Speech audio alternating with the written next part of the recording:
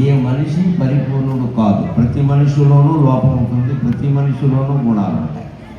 నువ్వు కిరాతకుడు అన్నవాడిలో కూడా కొన్ని మంచి లక్షణాలు ఉంటాయి. వీడు మహాత్ముడు అన్నవాడిలో కూడా కొన్ని పనికిమాలిన లక్షణాలు. మనిషి ఎలాగైతే పరిపూర్ణుడు కాదు, మానవ సమాజం కూడా ఎప్పటికీ పరిపూర్ణం కాదు. అంటే సంస్కృతి అనేది ఇప్పుడు పరిపూర్ణము పరిశుద్ధము అని మనం గొప్పగా చెప్పుకుందుకు బాగుంటుంది, కానీ నిజం కాదు. అది నది. సంస్కృతం ఒక నది, సంస్కృతి ఒక నది. నది ప్రవహిస్తూ ఉంటే నీళ్లు వస్తాయి, నీళ్ళ కోసమే నది. కానీ నీళ్లు మాత్రమే రావు, గడ్డిపరకలు ఉంటాయి, గులకరాళ్ళు ఉంటాయి, మట్టి ఉంటుంది, మైశానం ఉంటుంది, విరిగిపోయిన కర్ర మొక్కలు ఉంటాయి, అవి కూడా కలిసి వస్తాయి. అలాగే ప్రతి సంస్కృతిలోనూ కొన్ని దురాచారాలు ప్రవేశిస్తాయి కాలానుగుణంగా.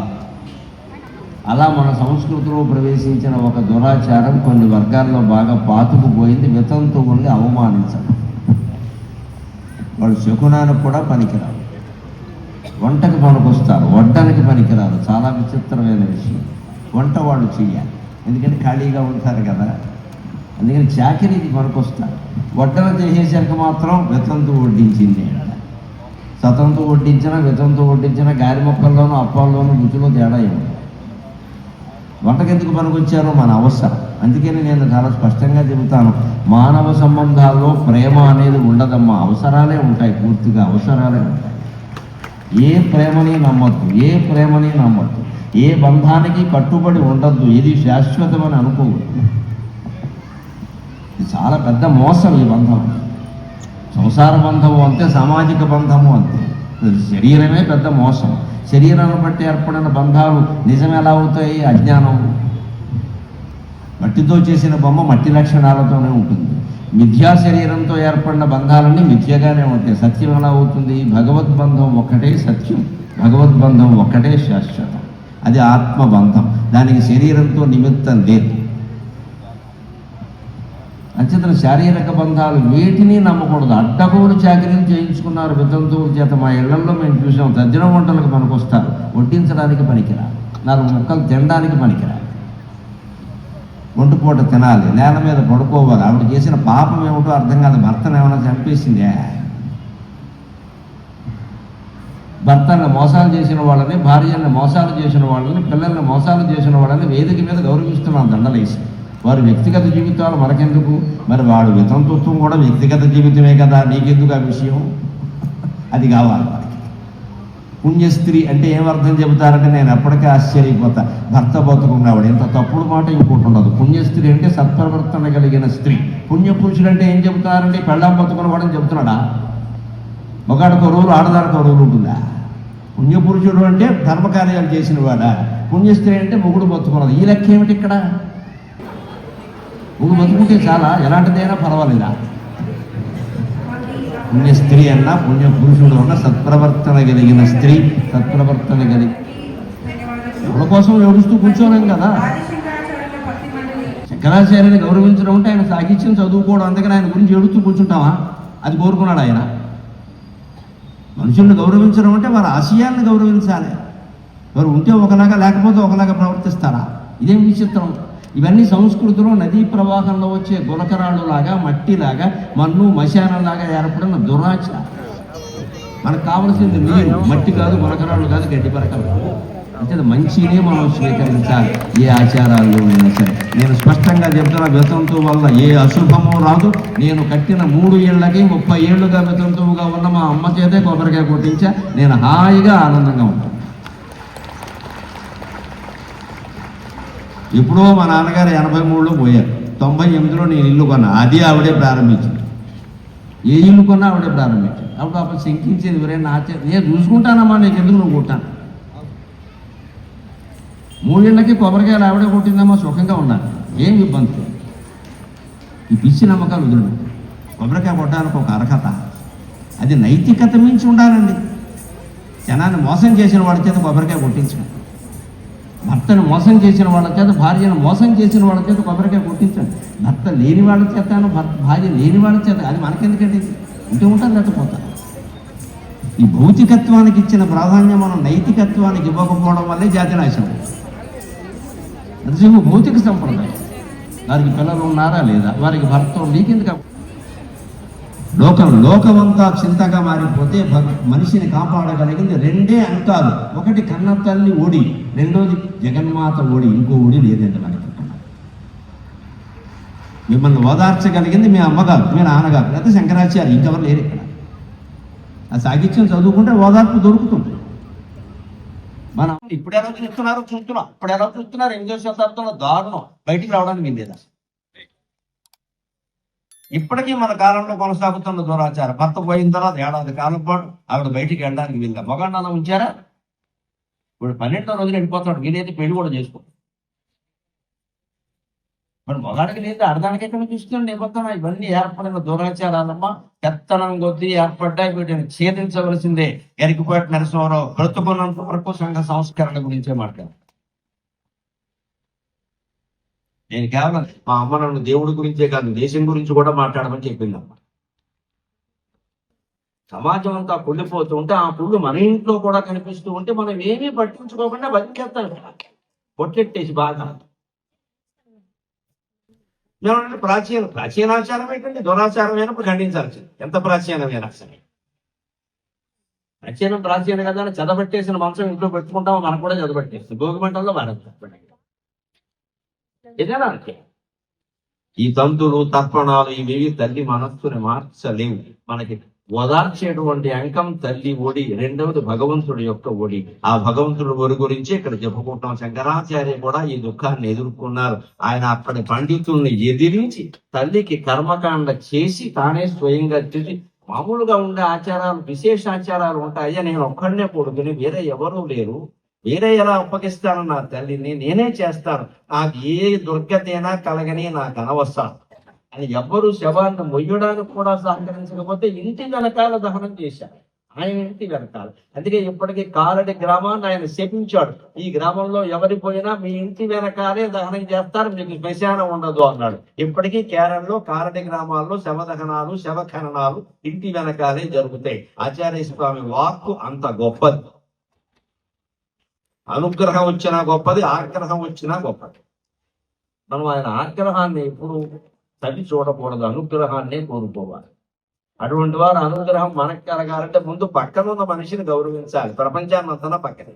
నీ ఇంట్లో ఒక ఆవిడ మనిషి ఉంది, భర్త పోయో భార్య పోయో ఏదో రకం ఉంది, వాళ్ళని పలకనే అక్కడికి నేను ఉన్నానమ్మా అని చెప్పి ఆ భర్తను మనం తీసుకురాలేకపోవచ్చు. కాకపోతే మంచి మాటలు మాట్లాడలేమా, ధైర్యం చెప్పలేమా, అనారోగ్యం వస్తే మందు ఇవ్వలేమా?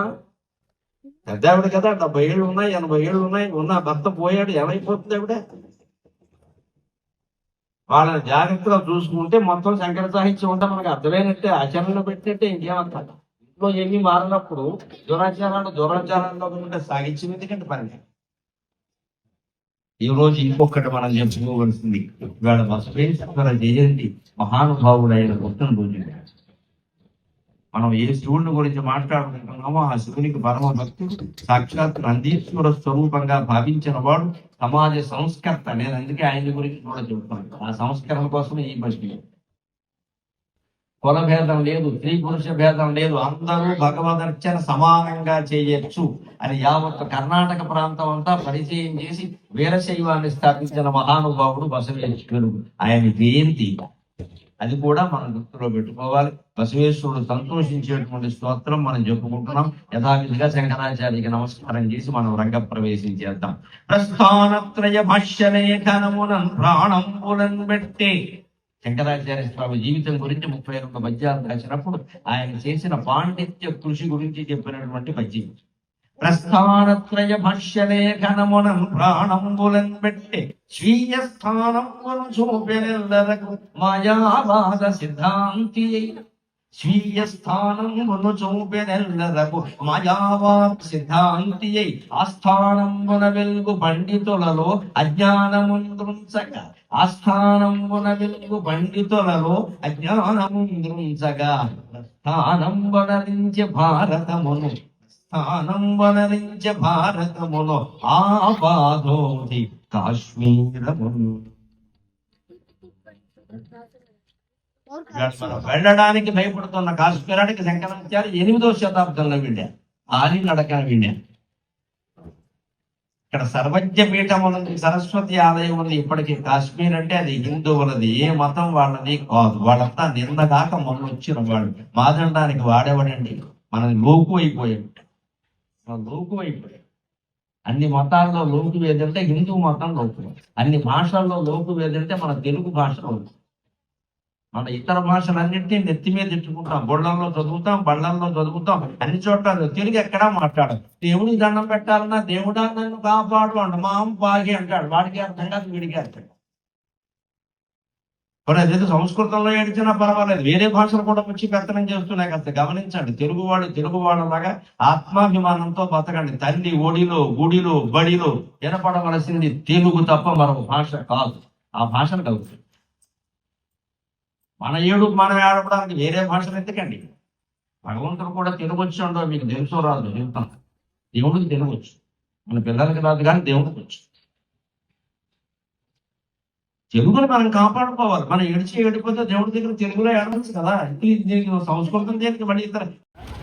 మరైతే పరమాత్మ లక్షణాలు నిర్గుణాలు కదా. నిర్లేప, నిర్మల, నిత్య, నిరాకార, నిరాకుల, నిర్గుణ, నిష్కళ, శాంత, నిష్కామ, నిరుపప్లవ, నిత్యముక్త, నిర్వికార, నిష్ప్రపంచ, నిరాశ్రయ, నిత్యశుద్ధ, నిత్యబుద్ధ, నిరవధ్య, నిరంతర అని అనేవి గమనించండి. 60 నామాలు ఉంటాయి. వ్యాస మహర్షి లెక్కగా రాష్ట్రాలు ఏమైనా పడేనట్టే. చచ్చిపూర్తి చేసుకుని గొప్పలు చెప్పుకోవడం కాదు. మేము చచ్చిపూర్తి చేసుకున్నాం, ఎన్ని చేసుకున్నా బాడి మీద పడుకోవడమే చివరికి. ఏం గ్రహించావు? చచ్చిపూర్తి చేసుకుని 60 ఏళ్ళకి పొందవలసింది పొందనప్పుడు దేనికంటే చచ్చిపూర్తి పని లేక. అందుకే మనకి 60 సంవత్సరాలు లెక్క. ఆ పొందవలసింది పొందాలి ఖచ్చితంగా. ఖచ్చితంగా 60 ఏళ్ళలో ఏం పొందాలి? లలితా సహస్రంలో వ్యాసుడు ఏం చెప్పాడు? నీరు అనే దాని మీద 60 నామాలు రాశాడు. ఈ 60కి అర్థం తెలుసుకో, ఏడాది కూడా పెట్టుకో, కనీసం తెలుసుకో. ఇది లేదు, అది లేదు, ఇది లేదు, అది లేదు. ఇది లేప, ఏ లేపనాలు లేవు అమ్మవారికి. మనకి తెల్లారితే బ్యూటీ క్లినిక్ నమస్తే.